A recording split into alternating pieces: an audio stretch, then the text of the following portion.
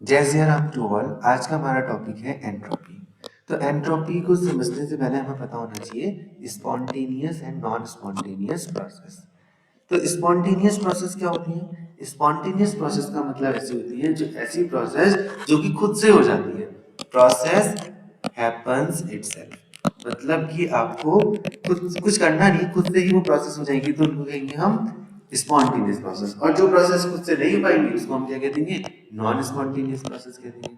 जैसे एग्जाम्पल के तौर पे आप, बहुत सारे एग्जाम्पल है हमारे पास। जैसे ऊपर से कोई ऑब्जेक्ट है, कहाँ गिरेगा? नीचे की ओर खुद ही गिर जाता है, आपको एक्स्ट्रा कुछ करने की जरूरत नहीं है। ये भी एक प्रकार का स्पॉन्टेनियस प्रोसेस है। मान लिया आपके पास कोई एक गर्म ऑब्जेक्ट है, ठीक है, इसका टेम्परेचर T1 है, लेट्स से मैंने इसको लिख दिया 50 डिग्री सेल्सियस का। एक ऑब्जेक्ट और है जिसका टेम्परेचर मैंने लिख दिया 30 डिग्री सेल्सियस। अब इन दोनों को एक वायर से मैंने क्या कर दिया? कनेक्ट कर दिया। जब वायर से मैंने कनेक्ट किया तो कुछ समय बाद क्या होगा? आप देखेंगे कि दोनों का टेम्परेचर लगभग लगभग क्या हो जाएगा? सेम हो जाएगा। एज्यूम कर लेते हैं कि दोनों का टेम्परेचर लगभग कितना हो गया? 40 हो गया। तो हुआ क्या कि इस वाले से हीट, जो हॉटर ऑब्जेक्ट था उससे हीट कोल्डर ऑब्जेक्ट में खुद ब खुद ट्रांसफर हुई। बस आपने एक कंडक्टिंग वायर को ऐड करना था, बस। तो इसका मतलब प्रोसेस खुद से हुई, ऐसी प्रोसेस को हम कहते हैं स्पॉन्टेनियस प्रोसेस। और अगर यहां से कोई चीज मतलब 30 डिग्री से टेम्परेचर इधर पहुंचे तो ये सब खुद से तो पॉसिबल नहीं है, लेकिन आप इसको कर सकते हो। जैसे रेफ्रिजरेटर में यही काम होता है कि कम टेम्परेचर को और भी कम करते हैं हम लोग। तो वो जो काम है उस प्रोसेस को हम क्या कहते हैं? आपका नॉन स्पॉन्टेनियस प्रोसेस कहते हैं। तो अब एंट्रोपी का मतलब क्या है? एंट्रोपी का मतलब होता है आपका मेजरमेंट ऑफ रैंडमनेस। तो मेजरमेंट ऑफ रैंडमनेस का मतलब क्या है कि कितना डिसऑर्डरनेस है।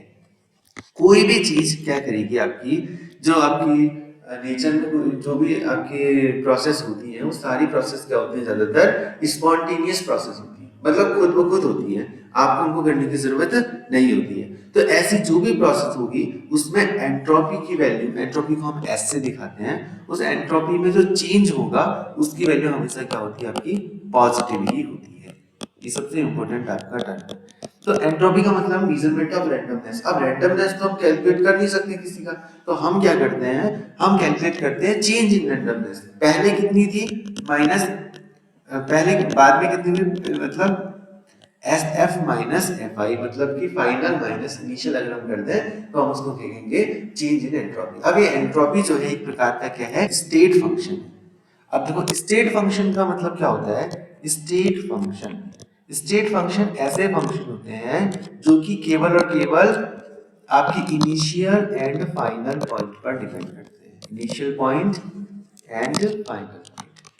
तो इनिशियल पॉइंट्स और फाइनल पॉइंट का मतलब क्या? जैसे अगर आपका मान लिया हमने ये ग्राफ बनाया, ये आपका टी डी एस टी और एस का ग्राफ बनाया, ठीक है ना?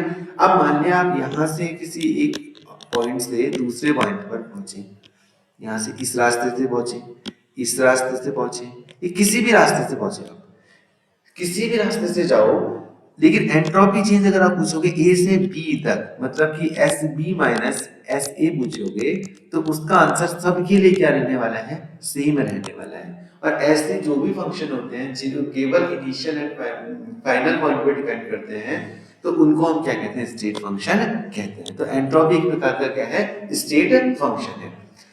तो एंट्रोपी स्टेट फंक्शन का मतलब ये पाथ पर डिपेंड नहीं करता है। नेक्स्ट है आपका, ये एक प्रकार की आपकी एक्सटेंसिव प्रॉपर्टी है। अब एक्सटेंसिव प्रॉपर्टी का मतलब क्या होता है?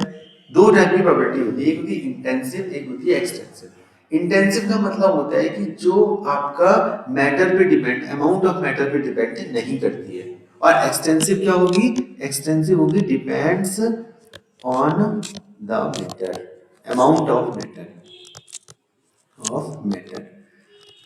तो आपका जैसे हमने क्या देखा, जैसे आपका फॉर एग्जांपल हम क्या ले सकते हैं? जैसे आपका ये वॉल्यूम है, वॉल्यूम, वॉल्यूम आपका क्या होगा? इंटेंसिव होगा या एक्सटेंसिव होगा?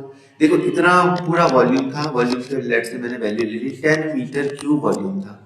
किसी भी इसमें पानी रखा हुआ है, ठीक है ना? इस पानी का वॉल्यूम कितना है? 10 मीटर क्यूब है। अब आपने क्या किया कि इससे कुछ पानी निकाल के दूसरे बीकर में रख दिया, इसमें 5 मीटर क्यूब बचा, इसमें भी कितना बचा? 5 मीटर क्यूब बचा। तो अगर मैं इंडिविजुअल इस सिस्टम को उठा के देखूंगा तो इसका वॉल्यूम क्या हुआ? चेंज हो गया। मतलब पहले 10 था तो अब कितना हो गया, 5 हो गया। तो ये आपका मैटर पे डिपेंड कर रहा है। तो ये एक प्रकार की क्या है, एक्सटेंसिव प्रॉपर्टी है।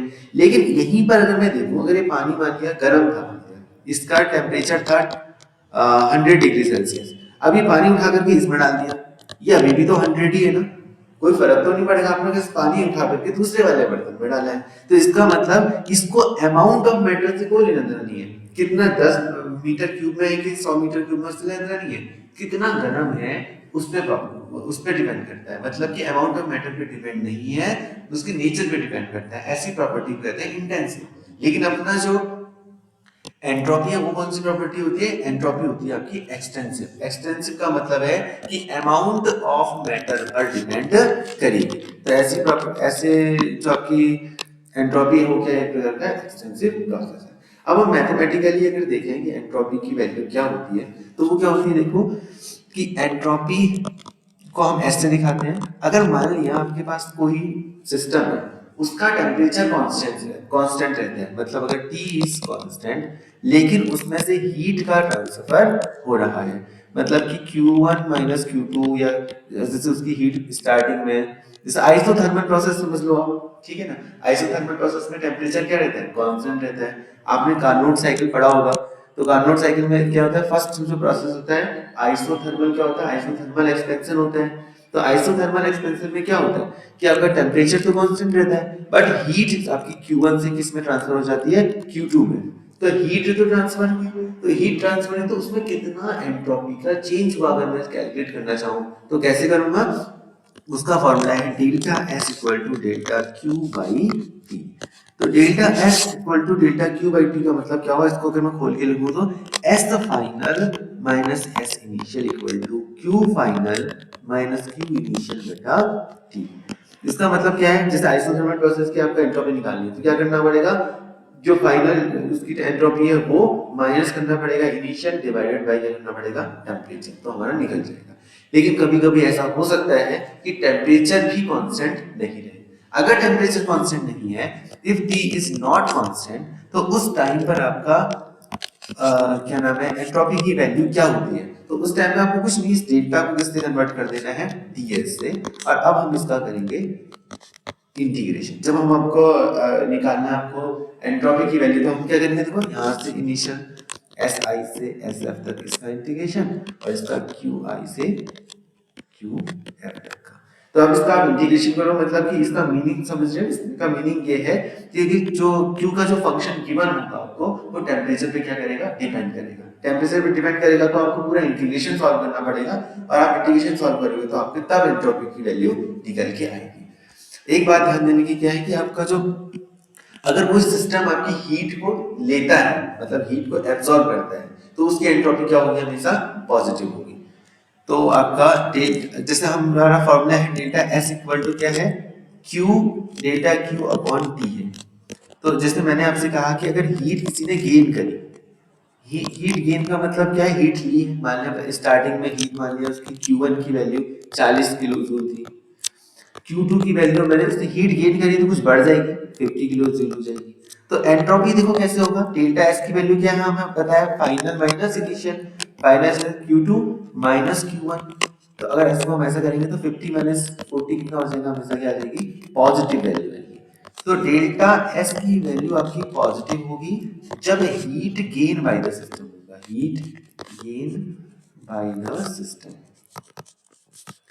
अब मैं एग्जांपल ले लेता हूँ, चलो कार्नोट साइकिल का। तो कार्नोट साइकिल में फर्स्ट जब एडियाबैटिक एक्सपेंशन होता है, वहां पर क्या होता है, Q1 हीट से Q2 में कन्वर्ट हो जाता है।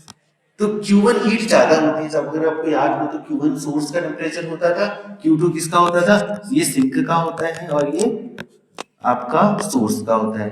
तो हीट में क्या हो रही है, देखो Q1 से अगर Q2 में ट्रांसफर हो रहा है, तो हमें करना क्या है, डेल्टा एस इक्वल टू होना चाहिए Q फाइनल, फाइनल का मतलब क्या है, सिंक Q2 माइनस Q1। लेकिन Q2 की वैल्यू क्या होगी, कम होगी, और Q1 की वैल्यू क्या होगी, ज्यादा होगी। ये हमें पता है, सोर्स की ज्यादा हीट होती है और उसकी कम होती है। तो ये वैल्यू हमेशा कम में से अगर ज्यादा माइनस करो तो क्या आएगी, नेगेटिव आएगी।